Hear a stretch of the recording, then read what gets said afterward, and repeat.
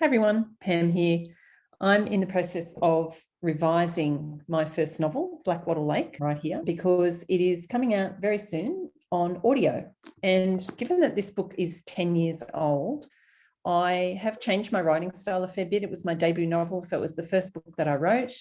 I feel that I've learnt a lot about writing. I feel that my writing style has definitely improved.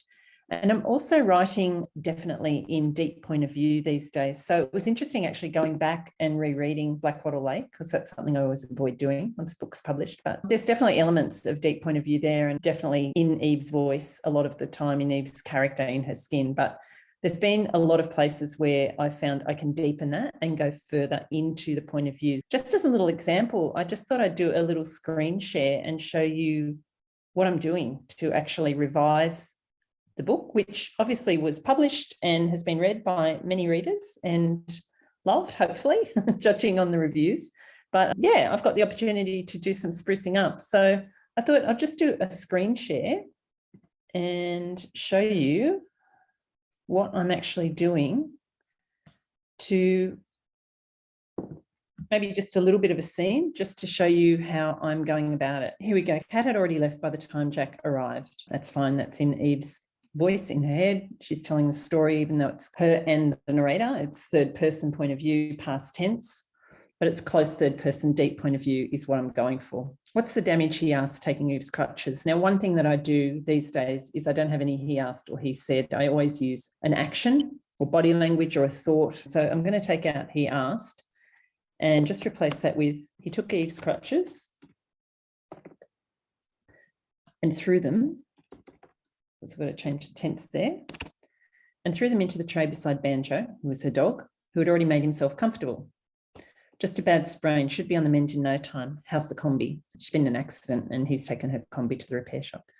Not sure, Pete's flat out today. He had a quick look, fuel tank's definitely busted.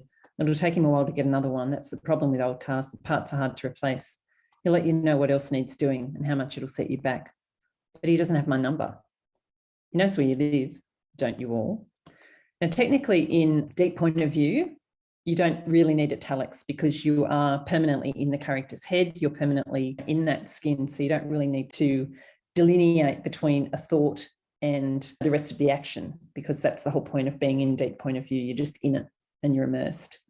But in this case, because I am on a very quick deadline and I do have this kind of sporadic voice in Eve's head where it's like kind of her snarky voice where she's saying something to another character in her head, and I've used italics throughout it for that.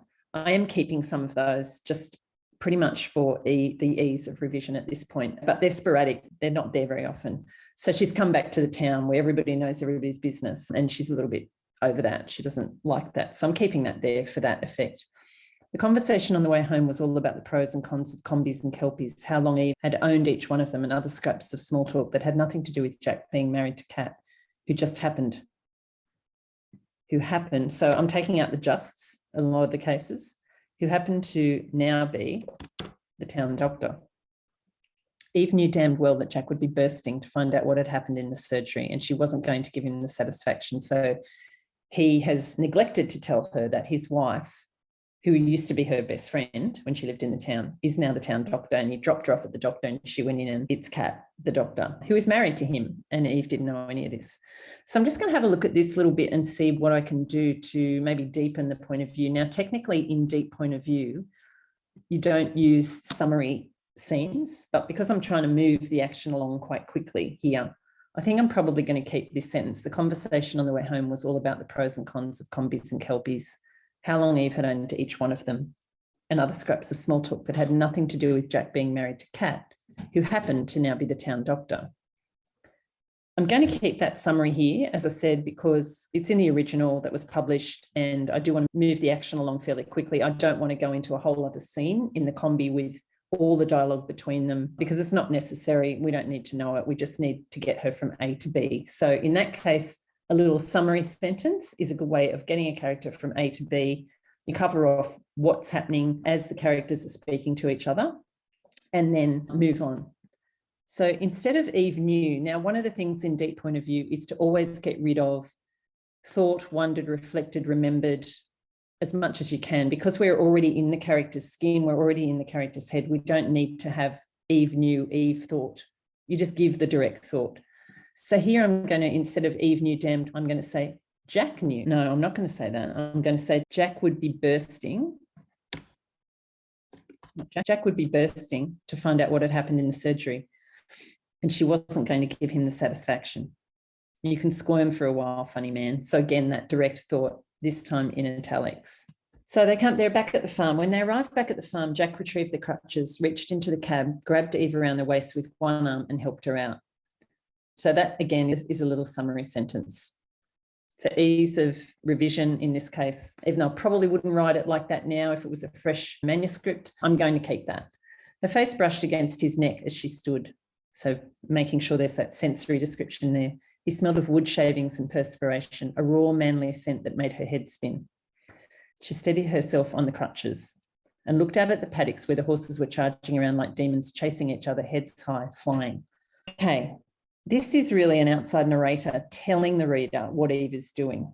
So I'm going to adjust that a little bit. She steadied herself on the crutches. We can be in Eve's head as she's doing that. Instead of saying Anne looked out, I'm going to change that to in the paddock, because they're all in one paddock. So I'm going to change that. It's funny how you pick up things that you should have picked up the first time around, the first 5, 6, 7, 8, 9 times around when it was revised the first time and printed. In the paddock, the horses were charging around like demons. Now, I'm thinking charging around like demons. Do demons charge around? Let me think. In the paddock, the horses were charging around. Okay, so let's see what we can do here. In the paddock, the horses were charging around like demons, chasing each other, heads high, flying. Now, I've kind of said they're like demons. I don't think demons charge around necessarily. I'm going to get rid of that. I love a good simile, and I certainly love a simile that is character appropriate and is in the kind of language and thought processes that the character would use. But I also think if you can't think of something really appropriate, get rid of it and just put the description in. So in the paddock, the horses were charging around, bucking and rearing, chasing each other, heads high, flying. In the paddock, the horses were charging around, bucking and rearing. I'm going to change this completely. In the paddock, the horses were chasing each other, bucking and rearing. So they're rearing, so I don't need to say their heads high. They're not flying. So I'm going to get rid of that and say, in the paddock, the horses were chasing each other, bucking and rearing. Now, my first thought here was like thundering across the grass, but I know I've already used the word thundering elsewhere, so I'm thinking of something else. In the paddock, the horses were chasing each other, bucking and rearing. Okay, I've done a little bit more investigating. Now, one of the things that I do when I'm not 100% sure of how to express something is I Google. So obviously I have horses myself, and in my head, I'm picturing them running, but I need a little bit more specificity. So I thought about what they were actually doing. They're bucking, they're not rearing, because rearing is more a stallion behavior, or it's more like in fear, they rear back. So if they're playing and running in the paddock, I thought they're more kind of propping, they're like jaunting along, they're bucking, they're just exuberant. Their heads are high, their tails are lifted. When a horse runs, its tail's lifted, it's up high. So I thought, let's have a look at what horses' tails look like when they're running. So I just typed into Google horses galloping, went to images. Now you can see by looking at these, all the tails on these horses who are galloping or running are lifted out behind them. They're not flattened down. They're out almost like a kind of propeller. And I did think about using that word propeller. But then I did a little bit more Googling and looked up horse body language. So horses do swish their tails to get rid of flies. But as it says here, horses will sometimes take off running and bucking across the field. The horse is feeling good and it's in a playful mood. Its ears will be back and it may grunt and squeal. It also says here, if I go back here, a raised tail is often a sign of higher excitement or just feeling great. Young horses or horses with excess energy galloping freely in a field often hoist their tails high. Okay, so I've got the sound, the grunting and squealing, and the tails high. So what I'm trying to do here is build the image for the reader. So I'm going to go back here now. So I've got in the paddock, the horses were chasing each other, bucking and propping. I'm going to add some sound, grunting and squealing, ears back, okay, because I want this description to be accurate. Ears back, tails flying out behind them like.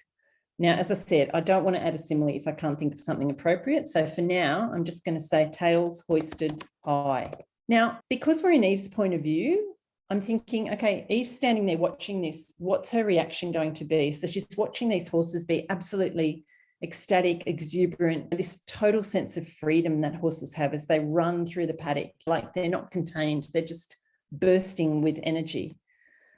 So I'm thinking, Eve's going to have a thought about that or a reaction to that. So you don't have to put both the reaction and the thought. You can if you want to. But because we're in her point of view, I want to keep the reader in her skin. So I'm thinking, okay, let's have a think about how Eve's going to react or what she's going to think here. In the paddock, the horses were chasing each other, bucking and propping, grunting and squealing, ears back, tails hoisted high. I'm thinking because Eve is somebody who loves a sense of freedom herself, she's really going to have a physical reaction to what the horses are doing. Okay. So I think Eve is going to have this visceral reaction. It's going to be, it's not a shiver. It could be a shiver of excitement, but I don't want to say a shiver of excitement. I also try and avoid naming the emotion. I want to show the emotion through the reaction. So I don't want to say excitement. This is something else that I do. I'm trying to think of this without referring to it, but I'm going to take you and show you another tool that I use, and that's the Emotion Thesaurus. So some writers out there will be familiar with this, but it's at One Stop for Writers. You can also buy the Emotion Thesaurus as a separate book, ebook or print. I'm going to be thinking, how is Eve feeling as she's watching this? So what you can do, you can look up these various emotions and find out what sort of reactions people have. So it's the euphoria, I think, that Eve would have as she's watching it. So I'm going to click on euphoria, and you can see that awe and elation are similar emotions. So things like all the tension leaving her body, or goose flesh. That was something I was thinking of, maybe some goose flesh happening, a shiver of pleasure.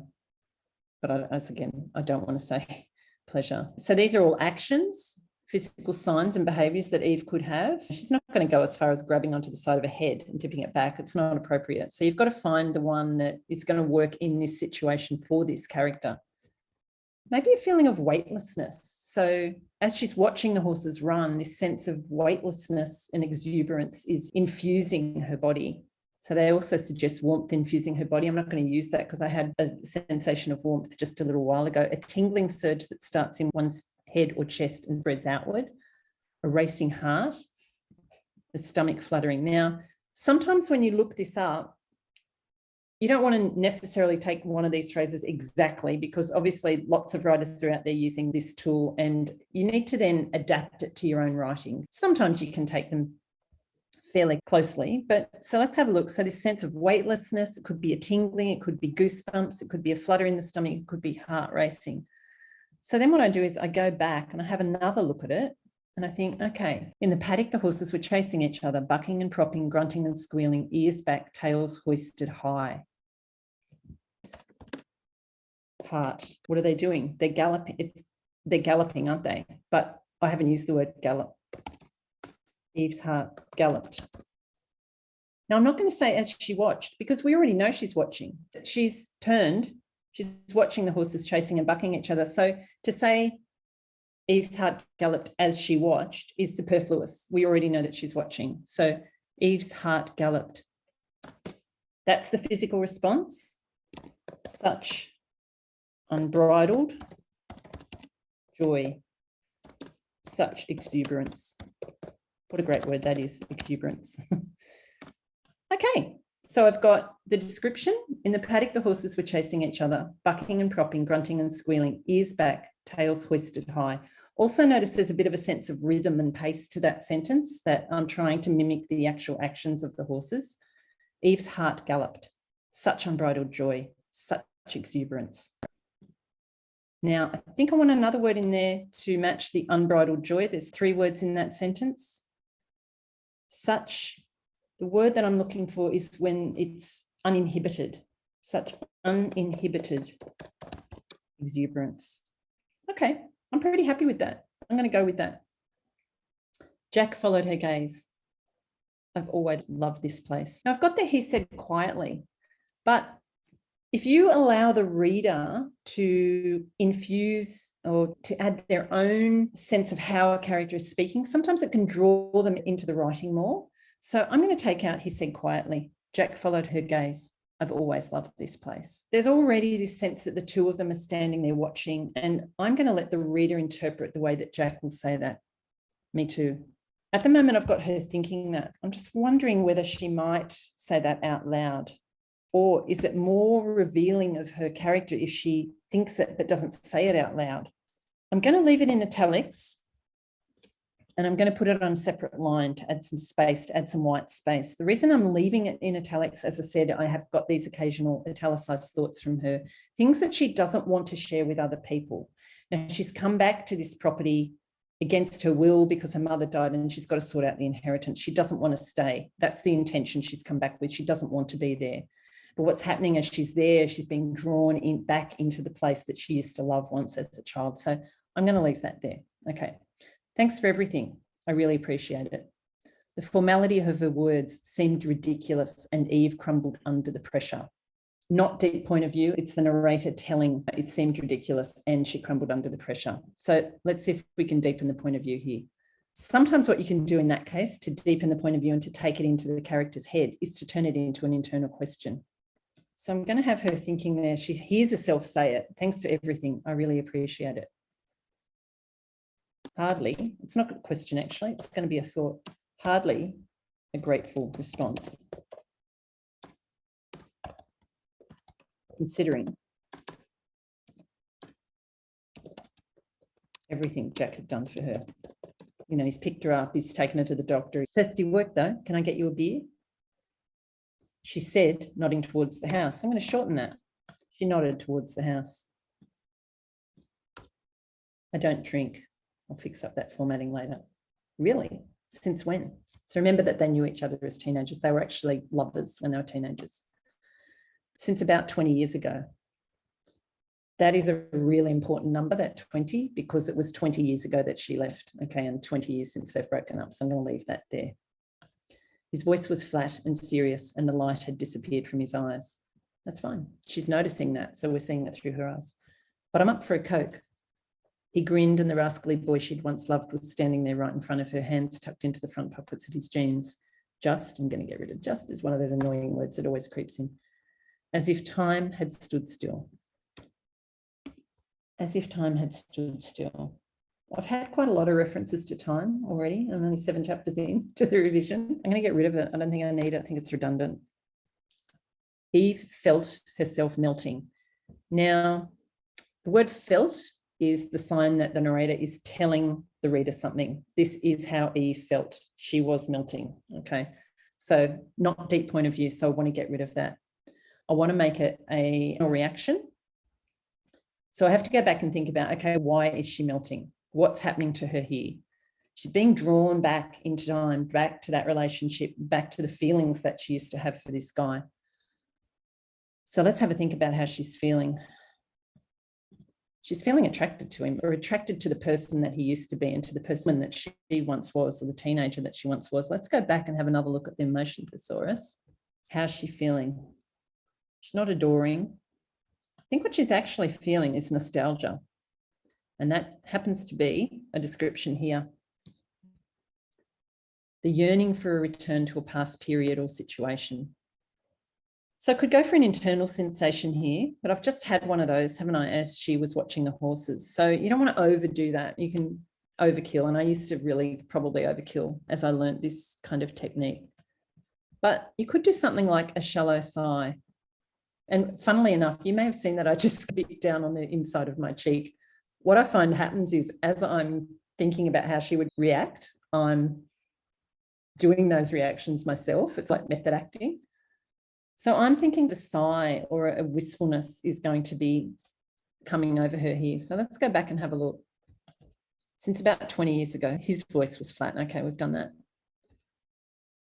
He grinned, and the rascally boy she'd once loved was standing there in front of her.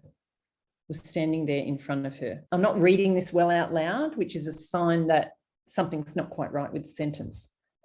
He grinned, and the rascally boy she'd once loved was standing right there in front of her. See, notice how I'm swapping that around when I'm reading it out loud, was standing there right in front of her. I'm just going to swap those two words because that's how I'm reading it, even if that's not what's on the page.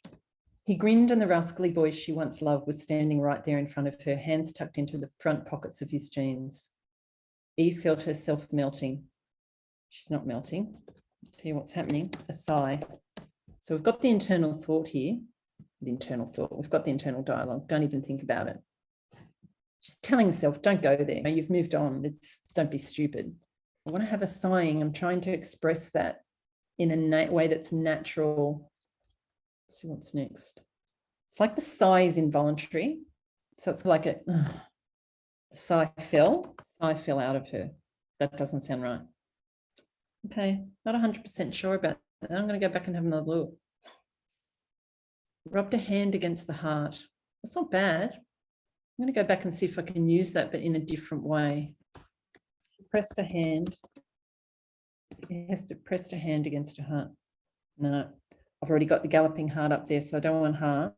She pressed a hand to her chest. She pressed a hand to her chest, exhaling with a sigh. Exhaling. Exhaling's a funny word, isn't it? Don't even think about it. I don't want to say exhaling with a sigh. She pressed a hand to her chest. Don't even think about it.